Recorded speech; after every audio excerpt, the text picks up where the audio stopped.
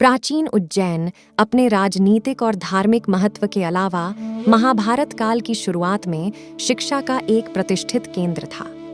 भगवान श्री कृष्ण और सुदामा ने गुरु सांदीपनि के आश्रम में नियमित शिक्षा प्राप्त की। महर्षि सांदीपनि का आश्रम मंगलनाथ रोड फुट पर स्थित है। शिक्षा, इसमें वेद मंत्रों के उच्चारण करने की विधि बताई गई है। स्वर एवं वर्ण आदि के उच्चारण प्रकार की जहाँ शिक्षा दी जाती हो उसे शिक्षा कहा जाता है। इसका मुख्य उद्देश्य वेद मंत्रों के अविकल यथास्थिति विशुद्ध उच्चारण किए जाने का है। शिक्षा का उद्भव और विकास वैदिक मंत्रों के शुद्ध उच्चारण और उनके द्वारा उनकी रक्षा के उद्देश्य से हुआ है। कल्प, वेदों के किस मंत्र का प्रयोग किस कर्म में करना चाहिए इसका कथन किया गया है। इसकी 3 शाखाएं हैं: श्रौत सूत्र, गृह्य सूत्र और धर्म सूत्र।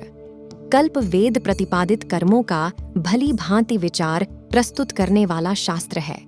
इसमें यज्ञ संबंधी नियम दिए गए हैं। व्याकरण, इससे प्रकृति और प्रत्यय आदि के योग से शब्दों की सिद्ध और उदात्त, अनुदात्त तथा स्वरित स्वरों की स्थिति का बोध होता है। वेद शास्त्रों का प्रयोजन जानने तथा शब्दों का यथार्थ ज्ञान हो सके, अतः इसका अध्ययन आवश्यक होता है। इस संबंध में पाणिनीय व्याकरण ही वेदांग का प्रतिनिधित्व करता है। व्याकरण वेदों का मुख भी कहा जाता है। निरुक्त, वेदों में जिन शब्दों का प्रयोग जिन जिन अर्थों में किया गया है उनके उन अर्थों का निश्चयात्मक रूप से उल्लेख निरुक्त में किया गया है। इसे वेद पुरुष का कान कहा गया है। निःशेष रूप से जो कथित हो वह निरुक्त है। इसे वेद की आत्मा भी कहा गया है। ज्योतिष, इससे वैदिक यज्ञों और अनुष्ठानों का समय ज्ञात होता है। यह ज्योतिष से मतलब वेदांग ज्योतिष से है। यह वेद पुरुष का नेत्र माना जाता है।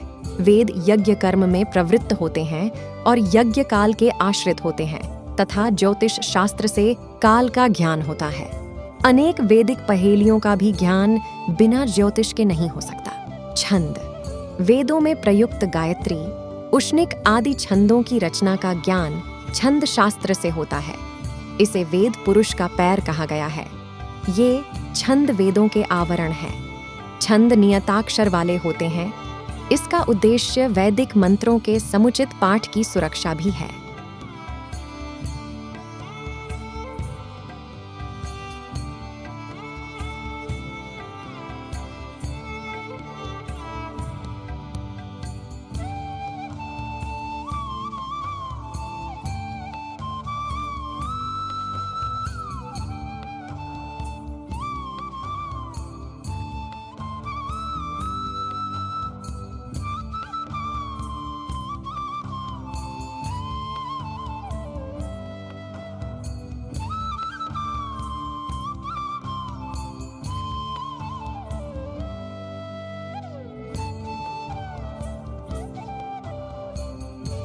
वेद ऋग्वेद इंद्र सर्वप्रधान देवता 1028 मंत्रों में वर्णित मनुष्य जैसे जबढ़े दाढ़ी, बिजली गिराती वज्र जैसी भुजाएं, अंकुशधारी, पक्के मकान में निवास, हरे घोड़े वाले सुनहले रथ पर चढ़ता, इंद्राणी पत्नी, अग्नि पूषा भाई, वृत्तासुर पर प्रहार करता, यह राष्ट्रीय देवता।